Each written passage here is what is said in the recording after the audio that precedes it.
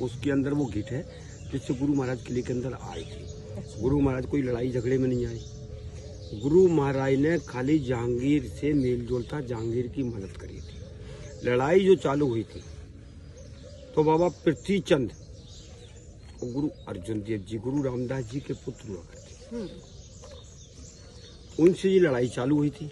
क्योंकि ये तीसरे नंबर में थे। पहले नंबर पृथ्वी चंद, बाबा पृथ्वी चंद, दूसरे नंबर पे महादेव जिन्हें संत लेन में घुस गए तो उन्हें कोई मतलब नहीं था, और तीसरे नंबर पे गुरु अर्जुन देव जो गुरु रामदास जी के बीबी भानी जी के पुत्र थे, और बीबी भानी जी जो थी गुरु अमरदास जी की बेटी।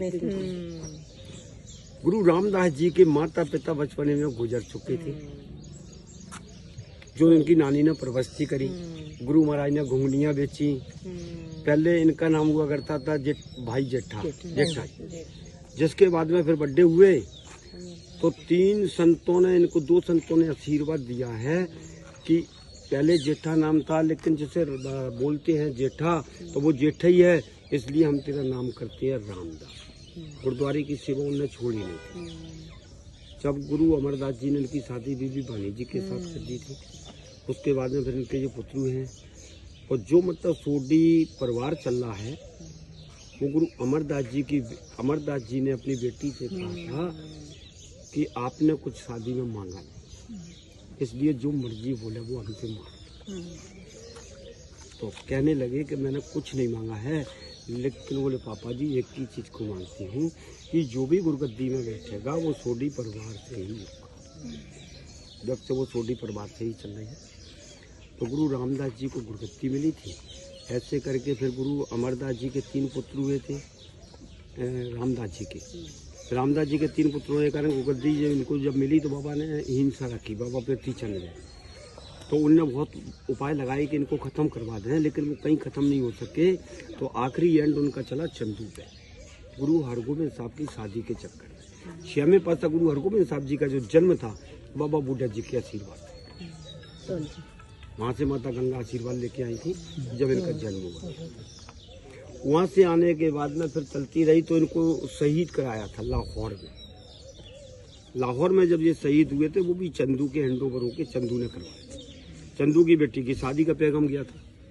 जब उनने संगत ने मना करी थी तो गुरु महाराज उस बात को मान गए थे। ऐसे करके फिर काली करतूत छुपाने के लिए जहांगीर की एक मर्तबा गुरु महाराज ने जान बचाई थी। शायद आप पंजाब से आए होंगे तो आपको आगरा निकल के धौलपुर मिला होगा, राजस्थान में जाना है। अभी वापसी में जाओगे नहीं तो धौलपुर मतलब हाँ मचकुंड पे गुरुद्वारा साहब है। यहाँ मतलब शिकार खेलने जब आए थे तो गुरु महाराज उसकी जान बचा के ले गए थे। जहांगीर की 6वें पातशाह गुरु हरगोबिंद साहब शेर का शिकार कर।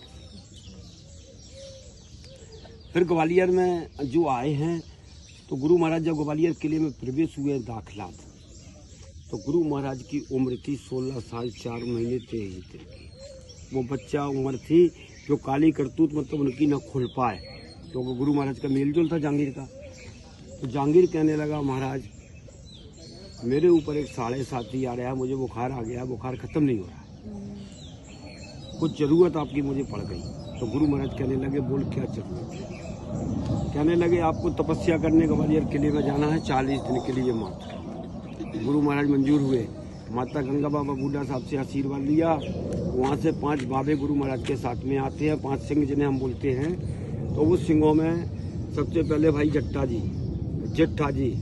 प्रहलाद जी, विधिचंद, हरीच, ये गुरु महाराज की देख रेख में। गुरु महाराज जो ग्वालियर किले में प्रवेश होते हैं तो चंदू का कहना था कि ये गुरु आ रहे हैं पंडित हरिदास से, इनकी देख रेख में कोई कमी नहीं करना है। तो पंडित हरिदास जो थे गुरु महाराज की सेवा में लग गए, और 40 दिन जब गुजर जाए तो इनको बाहर नहीं निकलना। जहांगीर ने कैद नहीं किया, चंदू ने नजर कैद करवाया, नजर बंद। गुरु महाराज जब ग्वालियर किले में प्रवेश हुए, राजियों से मिले तो राजियों ने देख के कहते घबराए हुए राज्य थे, अत्याचार हो रहे थे उनके ऊपर। कहते हैं महाराज आप हमें छुड़ाने आए हो। कहते गुरु महाराज कहने लगे जब भी मैं ग्वालियर किले से जाऊंगा तो तुम्हें साथ में लेकर चलूंगा। ऐसे जवान दे दी राजियों को। गुरु महाराज के साथ में जो 5 बाबे आए थे चंदू की तरफ का जो भोजन आता था वो जहरीले पदार्थ, घी में सर पढ़ाई उसमें जहरीले पदार्थ मिलाए जाते थे, नशे की चीजें, जिसमें राजे काम करा करते थे। गुरु महाराज ने अपने साथियों से कहा, जो 5 बाबे आए थे उनसे, कि अब आप जाओ नीचे सिटी के अंदर जाया करो, शहर में जाके काम धंधा करो, उससे कुछ कमा के लाओ, ये राजियों को अच्छे अच्छे भोजन करवाओ, इनके जो मैले कपड़े हैं, फटे कपड़े हैं, इनसे इनके कपड़े चेंज करवाओ दूसरे। गुरु महाराज दिन में आया करते थे, उपदेश सुनाया करते थे। जिस जगह मत्था टेक के आए हैं गुरुद्वारा साहब में, वही जगह गुरु महाराज ने 2 साल 3 महीने 21 दिन तपस्या करी।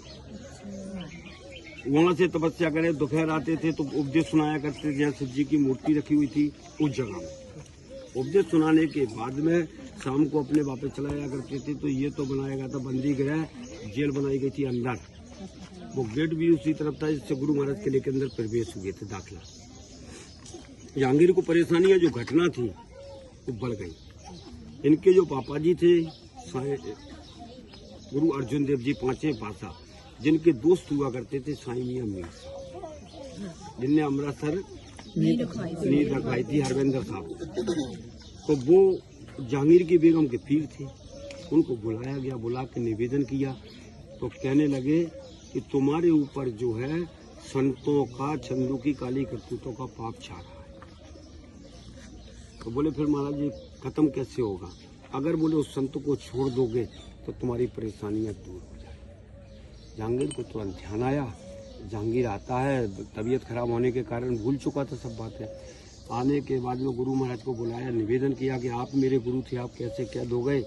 तो गुरु महाराज का कहना ये था कि चंदू ने जो काली करतूतें करी थी, इनका इतिहास खोलने के लिए मुझे बाबा गुरु जो थे साईं मियां मीर साहब, इनका भी रीजन था, जो मेरे पापा जी के मित्र थे, इनको वो काली करतूत खोलना थी, इसलिए इतिहास आगे कैसे बनता। तो मुझे यहाँ रहना पड़ा। चाहता तो उसी दिन राजियों को निकाल के ले जाता जिस दिन मैं आया था। तो कहने लगे ठीक है आप जा सकते हो। महाराज बोले ऐसे जाऊंगा, बामर राजियों को मैं जवान दे चुका हूँ, ये बामर राजियों को जब तुम यहाँ से छोड़ दोगे तो मैं यहाँ से जाऊँ। तो कहने लगे ठीक है। नूरजहाँ बेगम कहने लगी ठीक है महाराज, आपका दामन पकड़ के जितने राज्य निकलेंगे उतने राज्यों को छोड़ देंगे। गुरु महाराज ने एक बामन कली का चोला पहना, उधर जेल बनी है उसके अंदर गए, एक एक राजा एक एक कली पकड़ता चला गया। से बामन राजाओं ने बामन कलियां पकड़ी।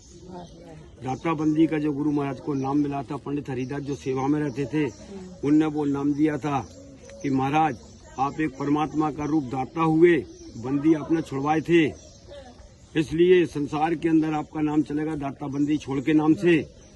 तो सामने महल के पीछे जो गेट है, उस गेट से निकाल के ले गए गुरु महाराज और राजियों को, चोला पकड़ा। चंदू को जहांगीर खुश हुआ तो हैंड ओवर कर दिया, उसकी नाक में नकील पाई, उससे भी साथ में ले गए, घसीट थे। पीछे वाला गेट है जिससे आपकी गाड़ी आई, उस गेट से गुरु महाराज ऊपर आए 2 साल 3 महीने 21 दिन में, और राजे छुड़वाए थे। यहाँ के दीपमाला करी राजे छुड़ाने की खुशी में। उनकी दीपमाला करने के बाद में यहाँ से गए हैं फिर वापस। तो दिवाली के दिन अमृतसर पे, तो एक रात तरन तारण में चंदू को रखा, अमृतसर की दीपमाला करी। दूसरे दिन राजी अपने अपने स्थान में भेजे और कहते हैं चंदू से कि तेरे ऊपर मैं अपने हाथ गंदे नहीं करूंगा, जिसने मेरे पापा जी को खत्म किया है, शहीद किया था, वो ही तुझे मारे। तो ले गए उसे लाहौर, पूरी लाहौर में काला मुंह करके घुमाया। जो बनबूझे ने 5वें पातशाह गुरु अर्जुन देव जी को गर्म तबीयत बैठाल के केसों में बारूद डाली थी, उसे बहुत जोर का गुस्सा आया, क्रोध, कि ऐसे बंदे को जीने का अधिकार नहीं है। तो वो गर्म करिछला चंदू के सर में मारा, स्पॉट पर खत्म। वहां से खत्म करने के बाद में गुरु महाराज अपनी गुरगद्दी पर अमृतसर आए, माता गंगा बाबा बूढ़ा जी से आशीर्वाद लेके बैठे।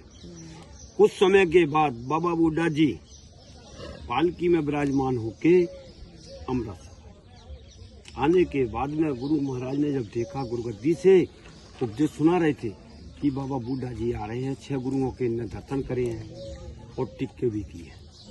तो अपनी गुरुगद्दी छोड़ने के बाद में सम्मान के साथ उनको लिबा खिला के बैठा। महाराज आप बूढ़े थे, आप इतनी परेशानियां कष्ट आपने क्यों भुगता? अगर आप परवाना भेजते तो हम खुद ही आप ही के यहाँ आ जाते। कहने लगे कुछ जरूरी बातें बैठाल के बोले तो कहने लगे कि बोले जब ज्योति ज्योतम समाए सचखंड जाने का समय हो तो हमारा संस्कार तुमको ही अपने हाथ से करना। तो छेवें पातशाह गुरु हरगोबिंद साहब ने उस बात को मानते हुए नमन किया और स्वीकार करने के बाद में उस बात को बोले, महाराज अब आपको हमारे पास आने की जरूरत नहीं है, सुबह और शाम दोनों टाइम हम मत्था टेकने आपके पास में जरूर आएंगे, क्योंकि आप मेरे गुरु हो।